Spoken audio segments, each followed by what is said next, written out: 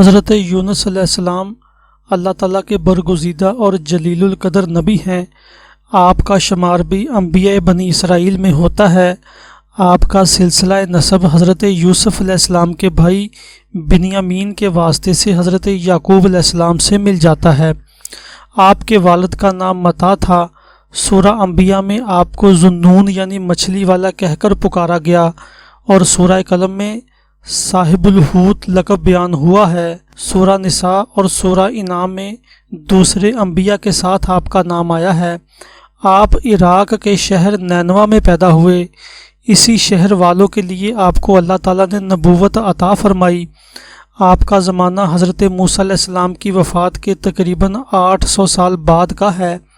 نینوا کے باشندے بہت دولت مند تھے۔ دولت کی زیادتی کے جو اثرات ہوتے ہیں وہ اس قوم میں بھی آ گئے۔ دین سے دور ہو گئے، اللہ تعالیٰ سے سرکشی پر اتر آئے۔ مطلب یہ کہ ایسی سبھی بیماریاں ان میں پیدا ہو گئیں۔ نبوت ملنے پر آپ نے قوم کو شرک سے روکا، اس کی برائیاں ان کے سامنے بیان فرمائیں، مگر آپ کی قوم سدھرنے کی بجائے شرک کی دلدل میں اور زیادہ دھنستی چلی گئی۔ آپ نے تبلیغ کی مگر قوم نے آپ کی بات نہ مانی اور آپ کی دشمن بن گئی۔ نینوا کی آبادی 1 لاکھ سے کچھ زیادہ لوگوں پر مشتمل تھی۔ آپ قوم کو سمجھاتے رہے، شرک سے روکتے رہے، مگر قوم نہ مانی، آپ کا مذاق اڑانے لگی۔ اس کے باوجود بھی آپ انہیں تبلیغ کرتے رہے۔ آخر آپ کو اللہ تعالیٰ کی طرف سے حکم ہوا، آپ اب اس قوم کو بتا دیں کہ اگر بات نہیں مانتے تو نہ مانو۔ مجھے اللہ تعالیٰ نے حکم دیا ہے کہ 3 دن کے اندر اندر تم پر عذاب آنے والا ہے، اب بھی وقت ہے، اپنی اصلاح کر لو۔ حضرت یونس علیہ السلام کی قوم نے جب آپ کی زبان مبارک سے عذاب کی بات سنی تو ان میں ہلچل مچ گئی۔ آپس میں کہنے لگے، ہم سے پہلے قوم لوط اور قوم سمود وغیرہ کو ان کے انبیاء نے اللہ کے عذاب سے ڈرایا تھا تو وہ قومیں ہلاک کر دی گئیں۔ یونس علیہ السلام کی زندگی ہمارے سامنے ہے، انہوں نے کبھی جھوٹ نہیں بولا، اب کیا کیا جائے؟ آخر انہوں نے طے کیا کہ یونس علیہ السلام کو آج رات دیکھو، یہ یہی رہتے ہیں یا چلے جاتے ہیں؟ اگر شہر چھوڑ کر چلے جاتے ہیں تو سمجھ لو عذاب آئے گا۔ ادھر یونس علیہ السلام شہر چھوڑ کر چلے گئے۔ صبح ہوتے ہی آسمان پر دھوئیں کے سیاہ بادلوں نے اس طرح سایہ کیا کہ لوگ اسے دیکھ کر گھبرا گئے، بے قرار ہو گئے۔ ان کی حالت وہ ہو گئی جو قرآن کریم نے بیان کی ہے۔ پھر جب یہ لوگ کسی کشتی میں سوار ہوتے ہیں تو خالص اللہ ہی پر اعتقاد رکھ کر اسے پکارنے لگتے ہیں۔ جب انہوں نے سیاہ بادلوں کو منڈلاتے دیکھا تو ان کے پیروں سے زمین نکل گئی۔ انہیں حضرت یونس علیہ السلام کی باتیں یاد آنے لگی۔ انہوں نے سوچا کہ حضرت یونس علیہ السلام کو تلاش کر کے ان کے ہاتھ پر توبہ کر لیتے ہیں اور ان پر ایمان لے آتے ہیں۔ انہوں نے آپ کی تلاش شروع کر دی لیکن ناکام رہے۔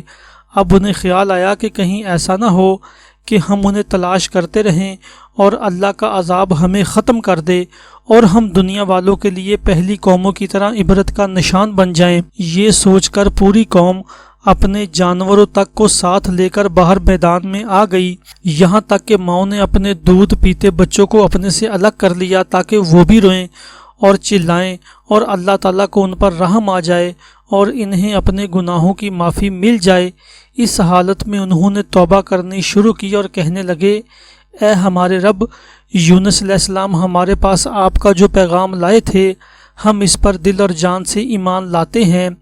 قرآن کریم نے اس قوم کے توبہ کرنے کو ایک بالکل الگ واقعہ قرار دیا ہے، یعنی عذاب کے آثار کو دیکھ کر توبہ کرنا اور پھر اللہ تعالیٰ کا ان کی توبہ قبول کرنا، یہ انوکھا واقعہ ہے۔ اللہ تعالیٰ نے ان پر سے عذاب ہٹا لیا، اس لحاظ سے وہ خوش قسمت قوم تھی۔ ان سے پہلے کسی علاقے کے لوگ ایسے نہیں تھے جنہوں نے عذاب کو دیکھ کر توبہ کی ہو۔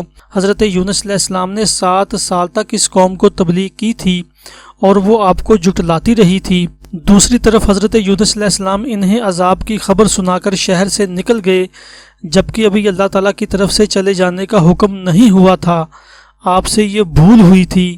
اتنی ہی بات پر اللہ کی طرف سے پکڑ ہو گئی۔ آپ نینوا کی بستی سے نکل کر دریا کے کنارے پر پہنچے۔ کنارے پر کشتی کھڑی تھی اور اس پر مسافر سوار ہو رہے تھے۔ آپ نے ملاح سے کہا، مجھے بھی سوار کر لو۔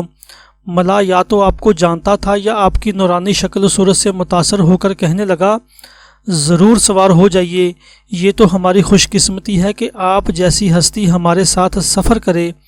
یہ کہہ کر اس نے آپ کو سوار کر لیا۔ اب سفر شروع ہوا۔ کشتی ابھی تھوڑی ہی دور چلی تھی کہ بھنور میں پھنس گئی اور چکرانے لگی۔ مسافر گھبرا گئے، رونے لگے۔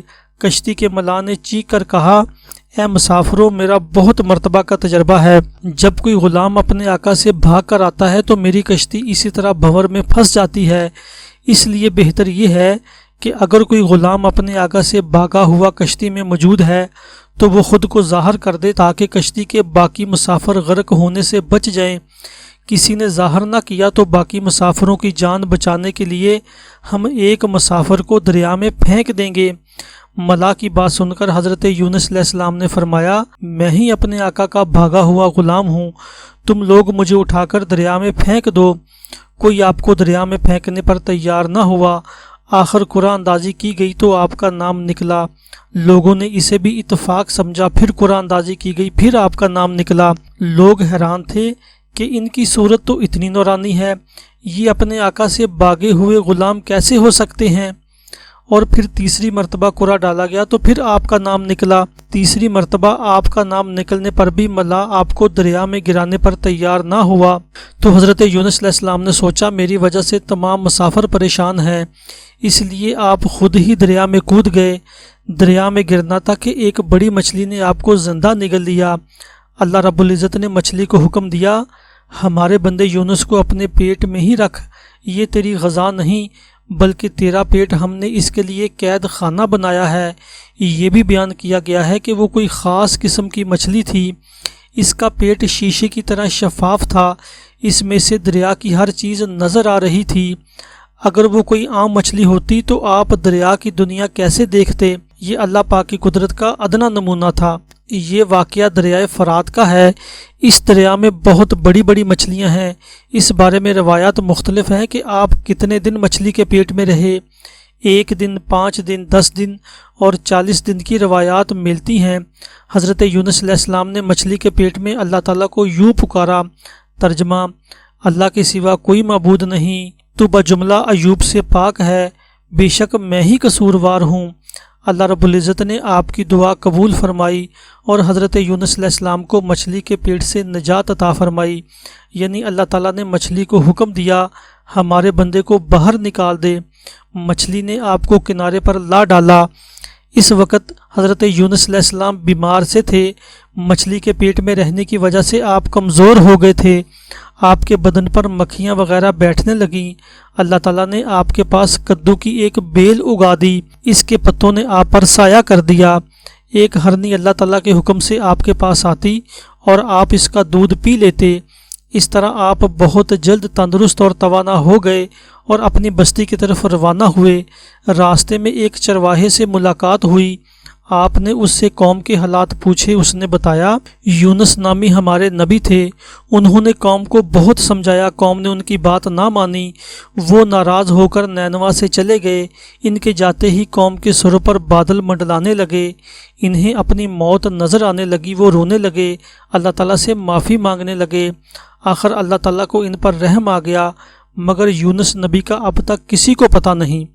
اس پر حضرت یونس علیہ السلام نے اس سے کہا، اگر تیری بکری میں دودھ ہو تو مجھے پلا دے۔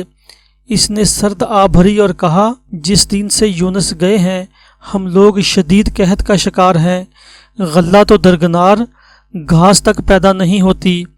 آپ نے اس کی بکریوں پر ہاتھ پھیرا تو اس کے تھن دودھ سے بھر گئے۔